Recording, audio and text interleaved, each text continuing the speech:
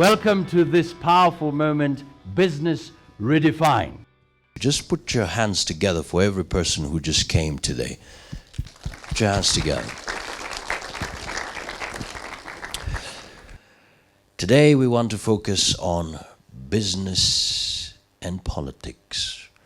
Literally looking at the very heart of who we are as the Kenyan people and how can we support our businesses.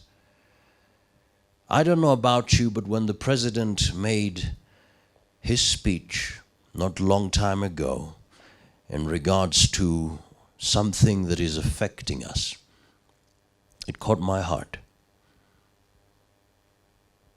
He declared corruption as a national security threat. I remember when the Westgate case came up, the whole country was at a standstill. This is major. Everyone was on television just watching. What is happening? This is the situation. We are concerned about our brothers and sisters, our Kenyan sons and daughters. But for the first time, the president is standing and telling you and I that we have an animal here that is literally going to threaten who you are, who I am, that is literally going to destroy what Kenya will become. And today, when I see all of you, I can only think of our motherland, Kenya. What can we do? So very quickly, just to open the floor, we want to start with the interactive part of it. In the business world, of course, there are business people here. There are also students who want to, of course, venture into the business world. We want to listen to your thoughts, your experiences. What the president said about corruption, is it the reality or is just PR of some sort? Your thoughts about what businesses should do in regards to taking us to the next level of excellence in Kenya. My name's Christopher Alvin Mokaya. I'm an educator and I'm also a media enthusiast. I'm coming up with my own media known as Afro Media News. I'm so active on Twitter, Facebook, and blogging about current affairs and stuff like that. And also things to do with corruption are things that amaze me, because if the president is talking about how we can tackle corruption, the president goes ahead and declares corruption a national a threat to security. And we know for sure that those small arms that come all the way to Isli, they pass a lot of roadblocks. A lot of those roadblocks are manned by a lot of police, traffic policemen, who take bribes at every other place. And it threatens our own security. You can hire a firearm.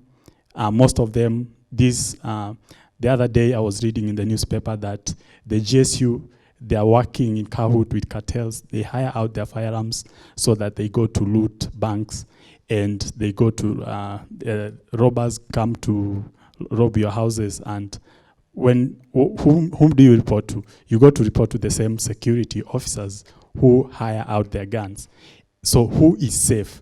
And talking about official corruption, when the president comes and says that corruption threatens national security, if it was not a gimmick, if it was not a public relations exercise, he would have gone ahead and fired those who are alleged to be corrupt, even before the opposition put a lot of pressure, and the diplomats from the international community came to the media and said, we are going to slap travel bans to the United States, to European countries, for all those government officials who are involved in corruption. But that being said, we cannot keep pointing the fingers to the president, and us as citizens, we do not play our part. How many of us are willing to pay a bribe to get our way, whether it is admitting of a child to a national school or whether it is, getting some shortcut somewhere?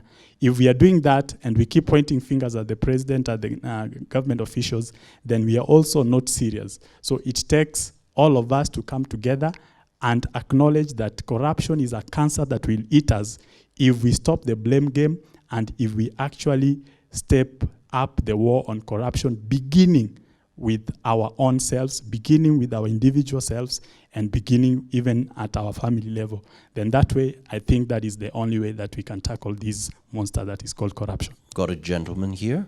Let me say that corruption, what we can only do to avoid corruption, the government should come up with laws that can be able to discourage such habits. If government can enact laws that can be able to prosecute these people, so they will serve as examples to the rest. So that when you are found guilty or corrupt, then definitely the only thing that we do is to prosecute you. Now, you know, a profession of godliness without the spring of action, which is to love Jesus Christ, is as utterly valueless as a salt without its saving property. So unless we walk the talk, we will never go anywhere. Thank you. All right, thank you so much. One more person from this side. Okay. My name is Geoffrey. I'm a student leader at University of Nairobi. About corruption, I think corruption is a culture which we have in Kenya, and it is that culture which we need to fight. Fighting culture is a hard thing. I know because I've fought as a student leader at UON. There are some cultures which we really need to fight there. So it is very easy to be skeptical and to blame others for things we hear others say about them. But are we responsible? Are we willing to uphold our responsibilities in return? Before we demand the government to do things for us, before we demand the president to sack a cabinet secretary, have you done your part? You gave a bribe yesterday, yet you're telling the president to sack a cabinet secretary.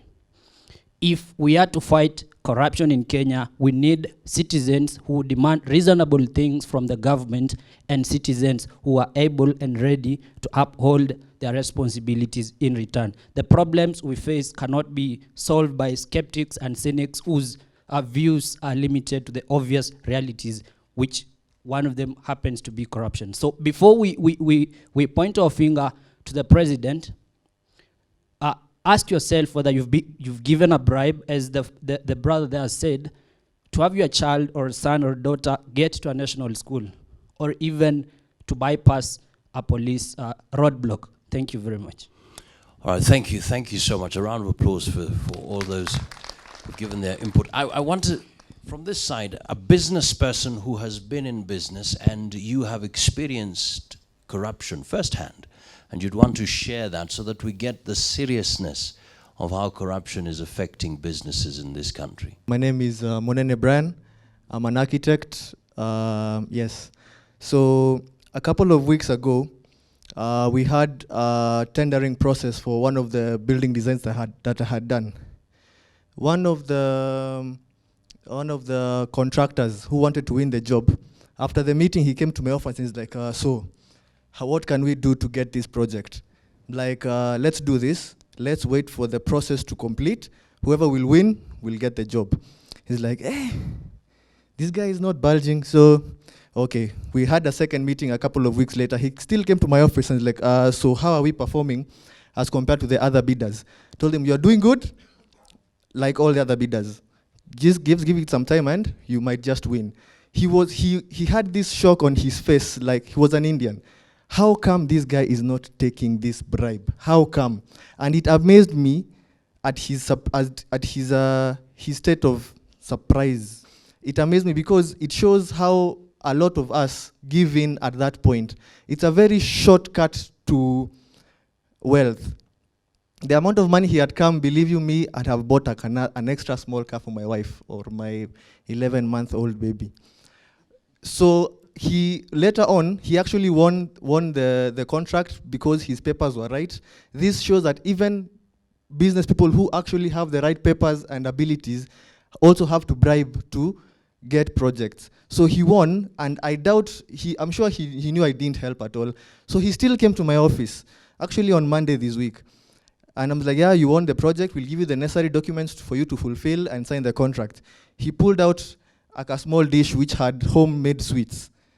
So I'm like, he's been unable to give me this much. He still feels he has to give me the smallest of things for him to give. So he left them out. I told him, I'll share with the members of staff in the office. you can go distribute to the guys. So the corruption it's on our face. And unless we decide to say no and shock the people who are giving it out, there's no way we're going to make it. Thank you. Wow, thank you so much for that. That's from a business person. Thank you. You know, it's difficult for you to know that in the media world there is corruption, because we are the ones who tell you what happens in the country. So it becomes very difficult. We are the gatekeepers. We are the agenda setters. We are the watchdog. So we are not corrupt. Come on. Absolutely. We will point fingers. We'll tell you what's happening with former Cabinet Secretary in the Ministry of Devolution. You'll believe us. But have you ever sat down and thought, perhaps these guys have been paid to air this story? Have you ever thought of that? And they say, before you point a finger, make sure your hands are clean. But here we're saying, all of us must. This is the time. 2013, the elections, I remember it was very, I was interviewing a couple of,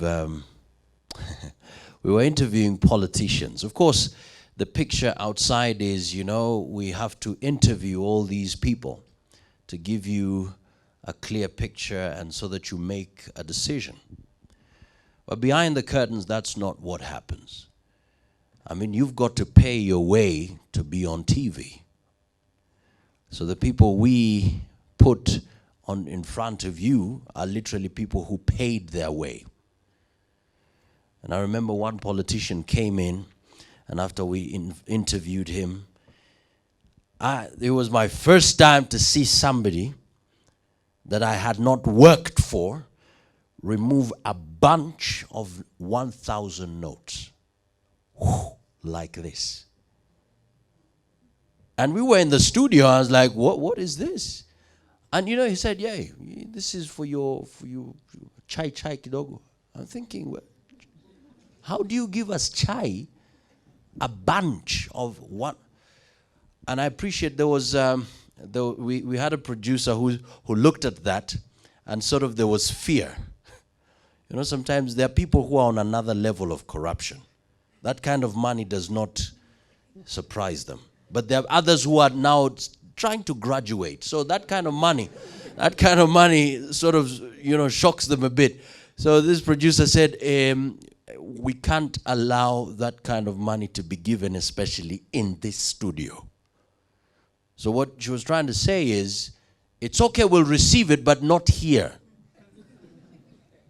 And we are all in that particular place, and we need to change that. This is the reality, ladies and gentlemen. If it's not you, perhaps it will be your children. Before they get that opportunity, they will have to pay their way. They will have to pay their way to get a job. They have the papers, they have the expertise, but they will still have to pay. And you know what? It won't just be about paying. It'll be how much they're paying. So if they pay 1 million and somebody else pays 2 million, that's it. That's it. And that's the situation. Now, ladies and gentlemen, I want to call the following our guests who definitely will take us through an understanding of what we've been talking about. Now, this lady has over 10 years work experience in media, outreach, governance, and program management. She has worked with BBC Media Action, where she was the communications and training manager. And of course, she has also worked at the Nation Media Group as a radio news presenter for Easy FM and online sub-editor. And I Choose Life as a program trainer and assistant program manager. Ladies and gentlemen, this lady now works with Transparency International as the head of programs. Please put your hands together for Madam Sheila Masinde as she comes. Thank you so much. Asante sana. Thank you so much. Really appreciate it. Of course, she'll be telling us about her work in regards to corruption as far as Transparency International is concerned.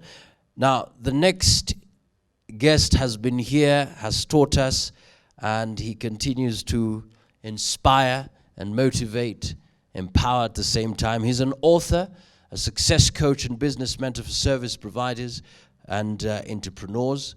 His passion and speciality is in teaching top achievers, entrepreneurs and service providers how to harness their passion, brilliance, and expertise so that they can make a bigger impact and a higher income in 90 days or less.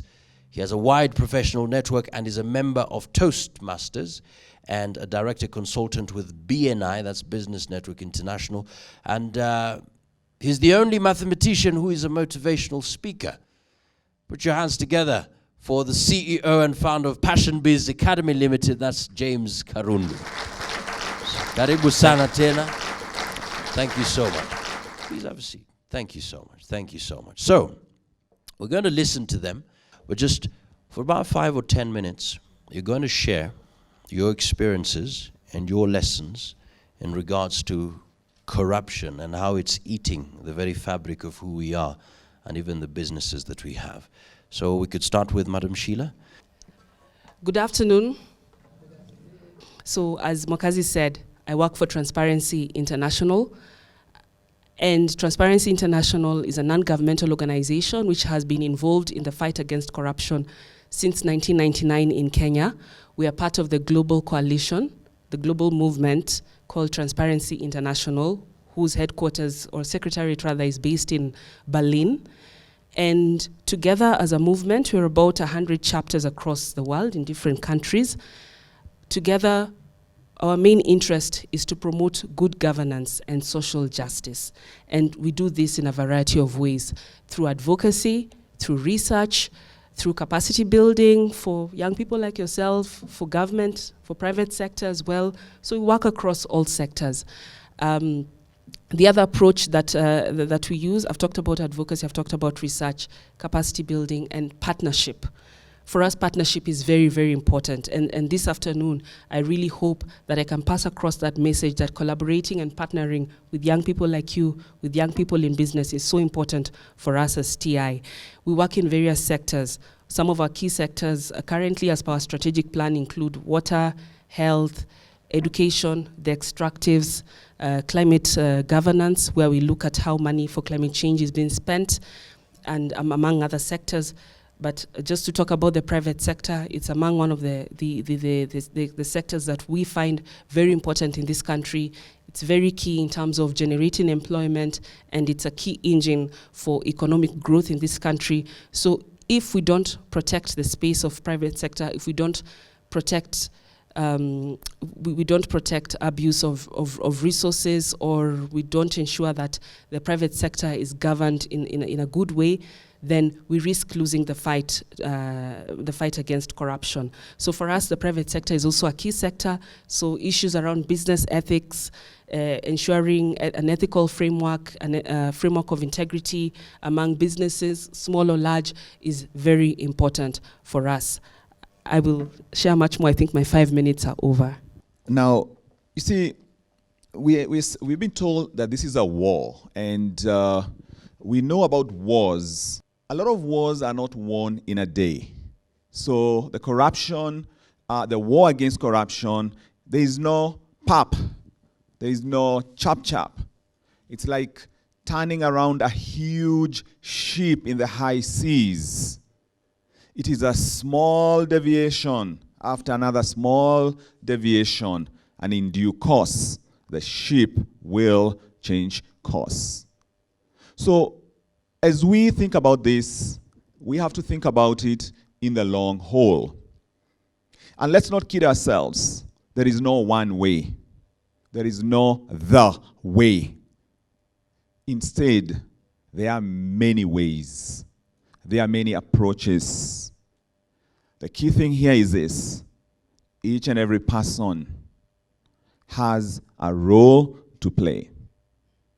You see, not like wars and also like revolutions, The people who start the wars and the revolutions are not always the ones who see its fruits. So we must be ready to dig in for the long haul. Is that making sense, friends? And also it has casualties. And it also has children of whom it devours. And we've seen that.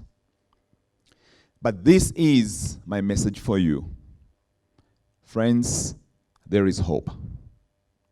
Friends, there is hope. Not in a day, not in a year, but there is hope. And where does the hope come from? The hope comes from the perfect example presented to us by Ghetto Flavor. You see, these guys have their thing. They have their flavor. So I want to encourage you that wherever you are and wherever you're doing, that is a place to begin. And you have a flavor. Bring your flavor on board. Let's put it this way, friends.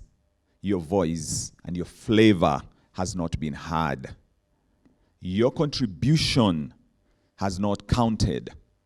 You have something you can do. You see, this war, among other things, and I'm not saying this is the way, it is one of the ways. This is a war that is going to be won by believers. One has to believe in the cause. And you see, one being a believer in the cause doesn't mean that you are perfect. This is going to be won by believers who come together in organized manner. We've heard of coalitions. We've heard of groupings. We've heard of initiatives. So, look, you don't have to be perfect to do your bit. But the key thing is this. Start working from within to become a better person. You may have been given a bribe yesterday. Don't give it today. You see, none is untainted. None is untainted. None is untainted. And this is not a war of perfect people. This is a war of believers believing in a cause and long-term success. So friends, as they would say in the legal field, I put it to you that it is you. Friends, it is you who is seated here who is meant to make a difference. It is you who can make a difference. It is your flavor that can make a difference. It is your consistency that can make a difference. It is your conviction that can make a difference. It is your it is you stop pointing fingers and realize that it is you. And friends, you will not always have an opportunity, but once in a while, you will have an opportunity to turn the ship. Once in a while, you will have a perfect opportunity to say no, to stand in a higher ground, to make a difference. It's not pop, but it is doable, and you can do it. So, I'm in business. I am a mentor, and I believe the privilege I have is being on stages such as this, being able to have platforms and forums and followings. And I pledge to do my bit because it is me who is meant to make that difference. And I'm committing myself to raise the game. I'm not committing perfection. I'm not committing to say that I'll never do it. I'm committing to slowly and surely do my bit in one way or the other. A good example of what I'm involved with is this organization that you keep hearing called BNI. We are called Business Network International.